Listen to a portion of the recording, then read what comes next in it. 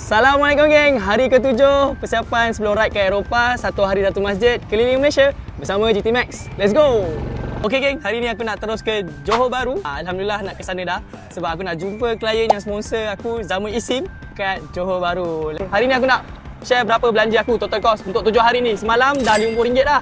Total yang before this dah kat RM100 lah. Contoh kan, minyak semalam pergi je dah RM12, balik tu sampai Melaka dah RM11, total dah RM20 situ lah kan. So plus dengan makan, pagi breakfast RM17, plus dengan kita orang singgah makan goreng pisang dekat RM13.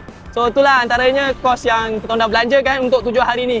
Aku nak share sebab aku nak kongsi lah pengalaman aku, macam mana aku urus kewangan aku sepanjang perjalanan misi ke Eropah nanti. So ini baru je persiapan, belum yang real perjalanan lagi. Sekarang ni aku on the way ke Asam Pedas Rahim, tukang pecah batu pahat. Macam biasa geng, kalau nak cari makanan lokal kena ada kontak orang lokal yang murah dan sedap. Macam aku ada Mirul ni, saudara aku, dia recommend datang ke sini. Tadi aku cerita pasal kos berapa, makan berapa, mostly makan yang banyak lah. Tapi setiap kali bermusafir insyaAllah ada jumpa saudara mara ataupun kawan macam ni kan.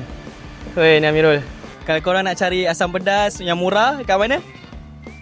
Rahim Asam Pedas. Search je Rahim Asam Pedas. Rahim Asam Pedas. Ada letak. Area Tungang Pecah. Lepas je makan, aku teruskan perjalanan aku ke Skudai Johor dalam 106 km je. Aku pilih masuk highway sebab nak cepat sampailah jumpa klien tu. Semalam klien jalan kampung, hari ni kita jalan highway sikit lah. So agak struggle, angin kuat, lepas tu barang pun banyak kat belakang box ni. So maintain speed 80 je, tak boleh lebih. Kalau dah lebih tu dah gegar lah.